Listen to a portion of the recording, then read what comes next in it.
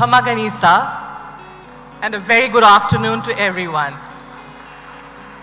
It is such an honor and privilege to stand here before this. I don't know, there are about 10,000 people in this room, I'm told, and outside the room as well. It is really an honor and privilege to be sharing the stage with Shri Kailash Satyarthi ji sir, Shri O.P. Agarwal ji, Professor Victor Gambhir, and I also want to kind of thank Shri Amit Agarwal and Shri Arpit Agarwal and Dimant for inviting me, and to all of the students and the parents over here. Thank you so much for your inspiring words to the students. I feel a little bit like coming to bat after Virat Kohli, where, you know, everybody has said all the right things and I'm like wondering what am I going to say after that. But firstly, congratulations to all the students of Orient 2024. A big congratulations for getting selected to JECRC, which is one of the leading institutes in our country, and the number of alumni that we just heard is quite staggering. But remember, every time you go out in the world and you say you're from JECRC, anybody else who's from JECRC is your friend, is your ally, is someone you can reach out to. So that's the power of being part of this institution. You should be very, very proud. Very, very proud. You should be proud of the journey to here, and you should be proud of having gained admissions here. You're starting as teenagers, 18, 19 years of age, or maybe even younger. But over the next 4 years over here, or 5 years over here, you will transform both personally and professionally. You will learn a lot about yourself, what are your interests, what are your passions, and become a lot more rounded, responsible young adults at the end of this curriculum. But before that, I want to kind of, before addressing you with my thoughts, I do want to say a few words to all the parents who are here in the room, as well as I believe there's a separate room where all of them are sitting in the cafeteria perhaps. जितने भी parents यहाँ हैं, यहाँ उपस्थित सभी parents, सभी माता पिताओं को मेरी हार्दिक शुभकामनाएं. My Hindi is not very good, but I'm going to try. आज का दिन आपके बच्चों के लिए नहीं, आपके लिए भी बहुत ही इम्पोर्टेंट दिन है. आपके लाइफ का एक नया अध्याय शुरू हो रहा है, एंड उसके लिए माई डीपेस्ट हार्टिएस्ट कंग्रेचुलेशंस. मुझे भी याद है अबाउट 2019 मैं जब अपने लड़के की ओरिएंटेशन में पहुंची थी, मैं भी आपके जैसे वहीं बैठी थी. मेरे मन में भी वैसी ही उम्मीदें थी, वही सवाल थे जो शायद आपके मन में भी हैं आज. लेकिन मैं आपको ये बताना चाह रही हूँ कि आपने अब तक जो सपोर्ट दी है अपने बच्चों के लिए, जो प्रोत्साहन दिया है अपने बच्चों के लिए, वो बरकरार रखें. अगले 3-4 साल शायद पहली बार आपका लड़का या लड़की घर छोड़ के हॉस्टल में रहने वाला है. आप उनको प्रेरणा देते रहिए, उनको प्रोत्साहित करते रहिए, क्योंकि आप यहाँ, आपको दिख रहा है, they are in safe hand, सुरक्षित हाथों में है. आपकी प्रेरणा, आपका प्रोत्साहन उनके लिए धैर्य बन के रहेगा, उनको और अचीव करने के लिए मोटिवेट करेगा. So big congratulations to all the parents and a big round of applause to the parents over here. Coming back to the students, if your parent is sitting next to you, I hope you can see the pride and joy in their eyes. It is very visible from here. And over the next few years, trust me, they're going to call you almost every single day. खाना खाया क्या? ठीक से सोया क्या? Canteen में खाना अच्छा मिला क्या? Are you missing home? You will be a little irritated, but remember, it comes from a place of deep love and deep care for you. As I left home myself, I don't know, 1996 was it? Or 94, sorry. When I left home in 1994 and I joined XLRI to do my MBA, for me it was like, you know, entering into a completely new world. Completely unfamiliar faces, a little bit of anxiety because you didn't know everybody on campus. It's impossible to know everybody on campus at this scale. There was a lot of opportunities, new challenges. It felt like a completely new world. And I was stepping away to live away from my parents for the first time. This is way back in 1994, where there were no mobile phones. Yes, I'm a little older than you, much older than you. We did not have mobile phones. We did not have internet back then. And so therefore, ability to stay in touch with parents, with friends that you were leaving behind was a little limited. So a little bit of anxiety as I was leaving home as well. But it was also the first time I was going to be completely free. I was not going to be, controlled by a schedule that was decided by my school or by parents. And so therefore, there was freedom. With that freedom, however, comes a lot of responsibility. Please embrace that responsibility. You're going to be learning how to make decisions of your own. You're going to be now getting into a slightly less structured learning environment. How do you balance out your time so that you can do everything that you want to in addition to everything that you absolutely need to? How do you manage that time? What happens when you fail? Who helps you? How do you pick yourself up? How do you move forward? These are going to be some of the life skills in addition to everything that you're going to learn in your curriculum as well. Over the next 5 to 7 minutes, what I'm going to share with you are 3 things that I wish I could tell my 18-year-old self way back, right? I hope you can take away a few of those lessons as you reflect upon your journey going ahead, and maybe after 4 years, you will share the same thing with the batch of Orient 2028 as well. First and foremost, you have to embrace new ways of learning. What do I mean by that? Education has to go beyond your textbooks. Learning is completely democratized. Anything you want to learn is available on YouTube or some online forum. What do you need to do differently? Firstly, be present in your classroom. Yes, your professors and your faculty have not told me to tell you this. My son asked me to tell you this. I asked him, I said, I'm going to be addressing 6,500 students in JECRC. What do you think helped you get through college? He finished engineering last year with a CGPA of about, I think, 8 point something.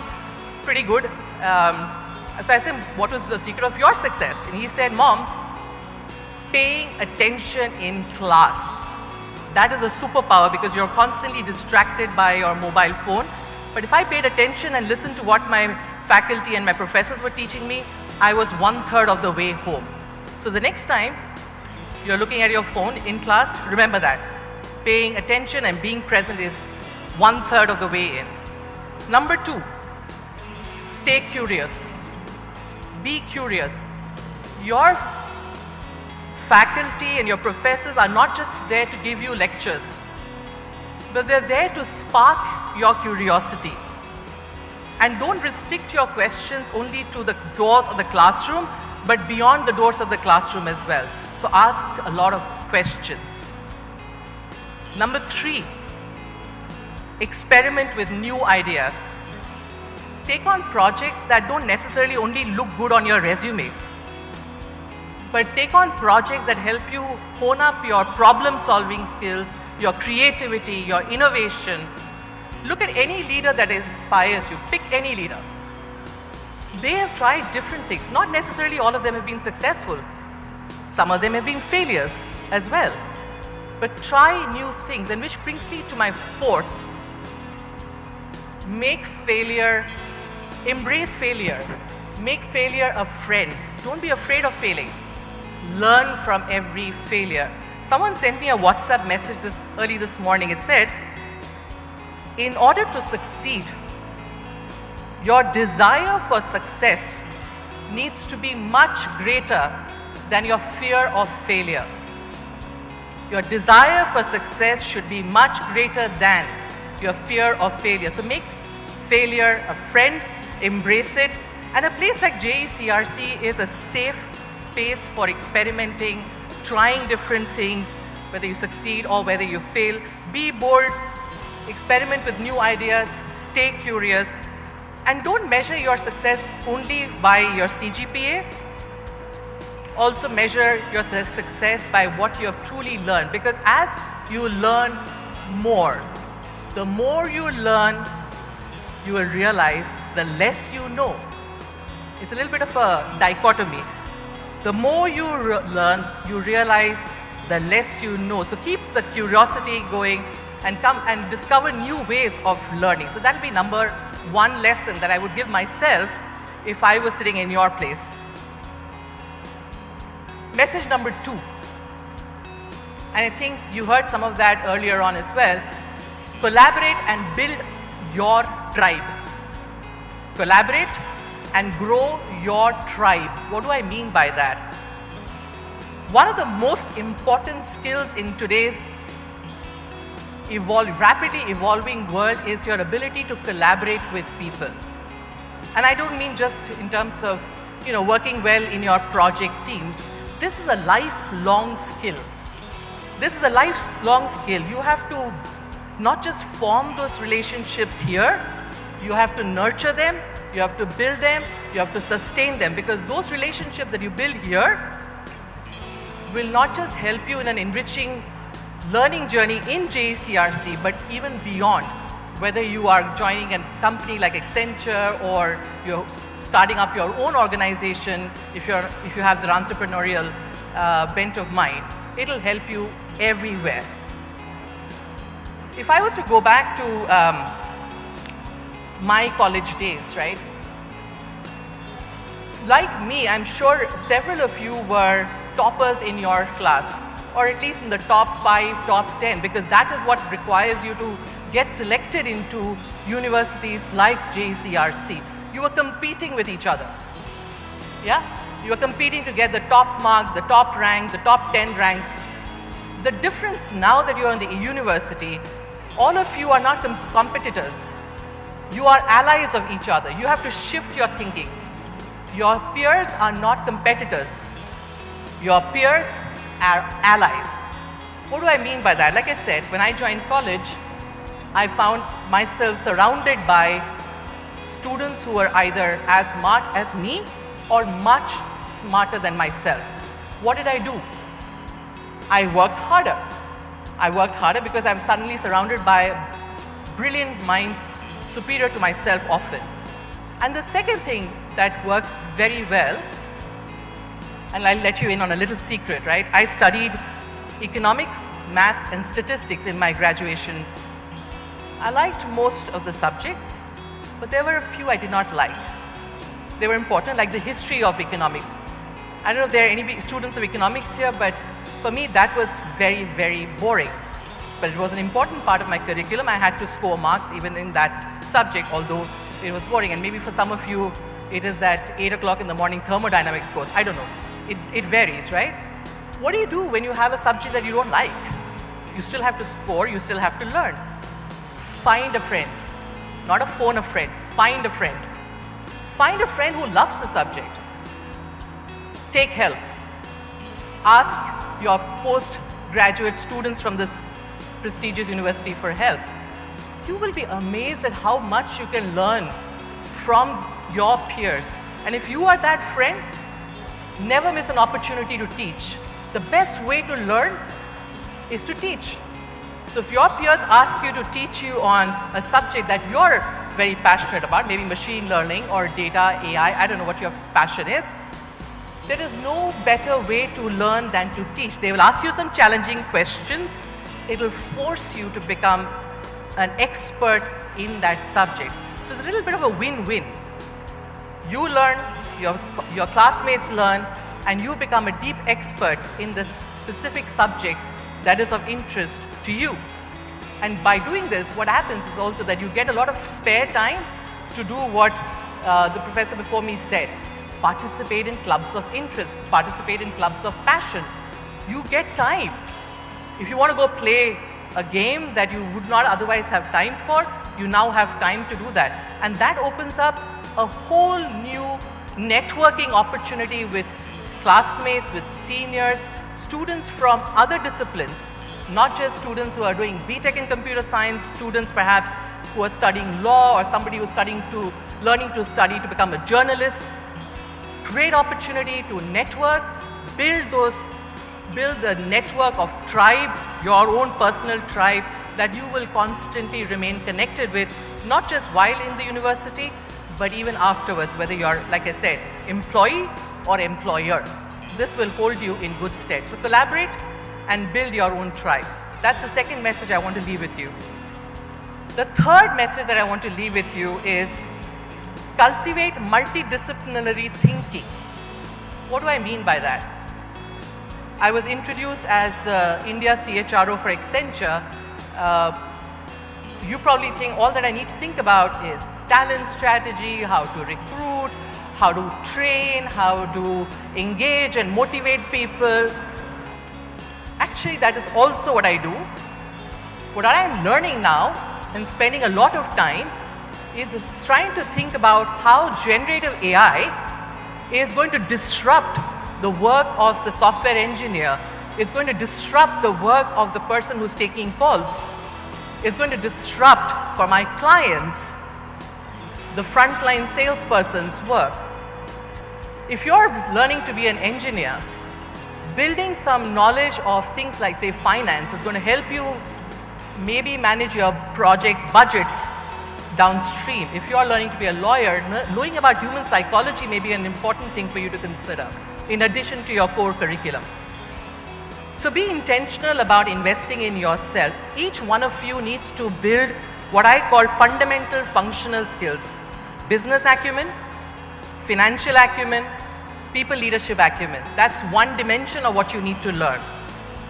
The second dimension that you need to learn, I know there's half of you probably going to study BTech in computer science, but whether you're going to be a journalist or a lawyer or any other educational stream that you're looking to pursue here, technology is disrupting your world.